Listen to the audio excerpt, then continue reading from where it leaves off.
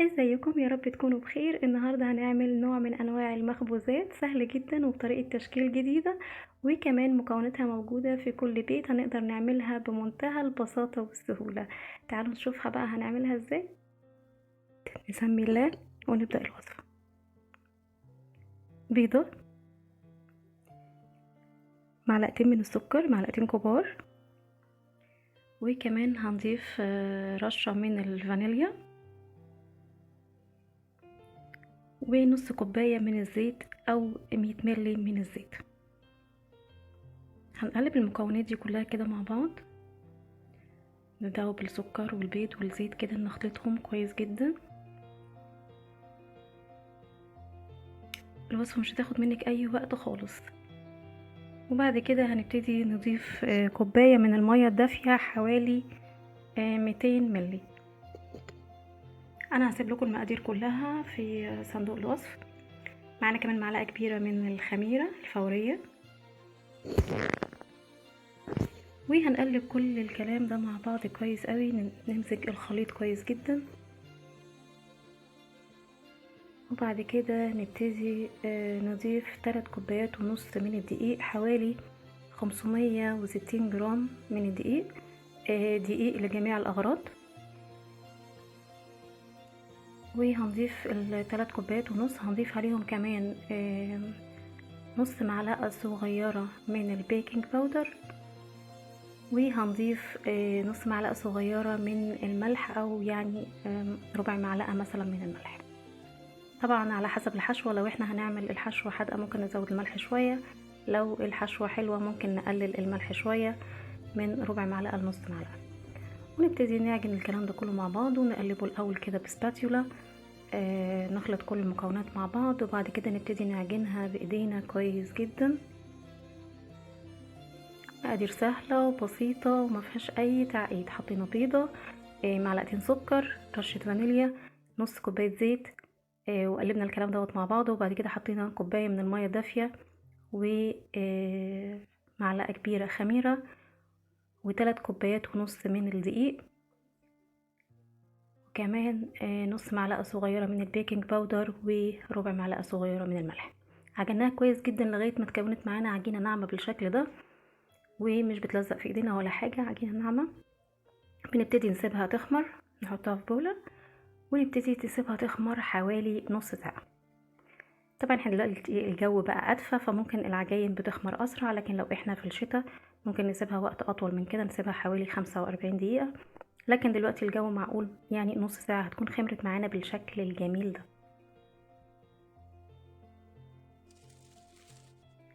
شايفين كده العجينة حجمها اتضاعف؟ طالما حجم العجينة اتضاعف انا اعرف ان كده خلاص اختمرت. وشايفين العجينة عاملة خيوط ازاي كده، العجينة خمرت كويس. هبتدي ألم الأطراف بتاعة العجينة كده بمنتهى البساطة، وأقسم العجينة لجزئين، وأقطعها، نقسمها كده جزئين، وبعدين ألفها رول، وأقطعها كرات صغيرة. هنقطعها كده كرات صغيرة بالشكل ده، ونبتدي نعملها كور كده بالشكل ده.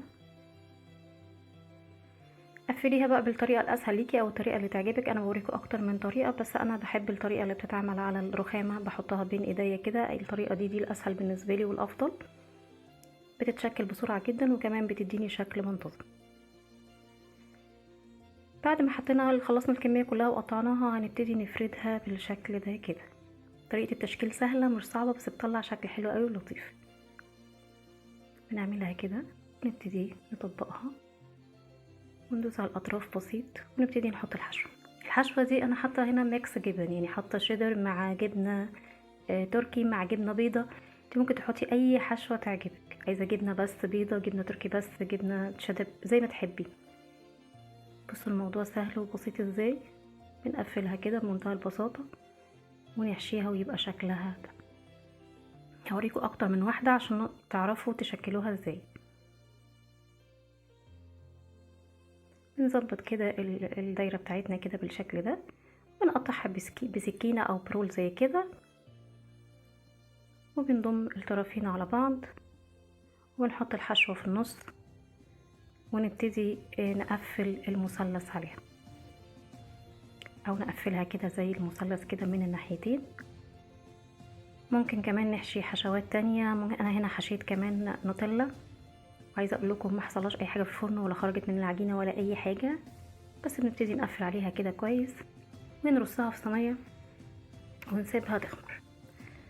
بعد ما بتخمر بنبتدي ندهن الوش هنا بمعلقه من اللبن او الحليب بالشكل ده كده بالراحه علشان ما نهبطش الخمران او الخمور بتاع العجينه. بفرشه كده تكون سيليكون ناعمه او اي فرشه ناعمه عندك وبمنتهى البساطه تبتدي ندهنها ندهن الوش بتاعها بمعلقه من اللبن، بندخلها على فرن درجه حراره 180 بتطلع معانا بالشكل الحلو ده. اول ما بتطلع من الفرن بنبتدي نرشها ببخاخ ميه، ودي خطوه مهمه جدا جدا في المخبوزات زي ما اتعودنا دايما بنعملها مع بعض. ونغطيها عشان المخبوزات بتاعتك دايما تفضل طريه، لازم اول ما تطلع من الفرن ترشيها ببخاخ ميه وتغطيها. ولو عايزه تحطيها في الفريزر لازم تستني لما تبرد خالص وتفرزيها، بس يكون في نفس اليوم، يعني بعدها مثلا بساعتين او حاجه تسيبيها تبرد وتفرزيها وتطلعيها من الفريزر على الميكرويف او على الفرن على طول، هتخرج معاكي كأنك لسه خبزاها حالا. ايه رأيكم بقى في الشكل بتاعها؟ بصوا قد ايه شكلها جميل وشكل جديد ولطيف، وفي نفس الوقت المكونات بتاعتها بسيطة جدا وبتتعمل في وقت قليل قوي. يعني ممكن تتحضر الصبح مثلا او ممكن تتحضر في اي وقت وتحطيها في الفريزر عندك وتبدأي تستخدميها. ايه رأيكم؟ عجينة هشة ولذيذة وبسيطة، مش محتاجة منك عجان، مش محتاجة منك اي مجهود، تقدري تعمليها في وقت بسيط جدا، ومكونات موجودة عندنا ومش مكلفة. زي ما قلنا هنخبز على درجة حرارة 180 ونكون مسخنين الفرن من قبلها. لازم لما نشتغل في المخبوزات او اي عجين عامة لازم الفرن تكون متسخنة من قبلها علشان لما العجينة تدخل الفرن تاخد خمورها على طول، ما تبدأش تهبط معانا في الفرن او الفرن تنشفها. اتمنى لو عجبكم الفيديو انكم تتابعوا القناة وتعملوا لايك وشير للفيديو. بصوا بقى من جوه حشوة الجبنة، هوريكم واحدة تانية علشان دي هي مش واضحة قوي. هوريكم واحدة تانية هفتحها لكم اوريكم حشوة الجبنة من جوه عاملة ازاي. بصوا اهي، دي كمان كان بعد ما بردت. قد ايه هشة وجميلة وطعمها حلو جدا. يلا جهزوا بقى الشاي بلبن واعملوا الوصفة دي.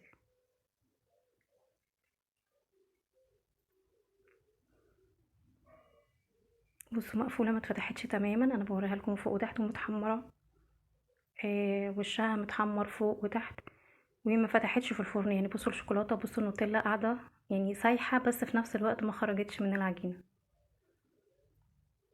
اتمنى تكون الوصفة عجبتكم واشوفكم في وصفة جديدة وفان فود. باي باي.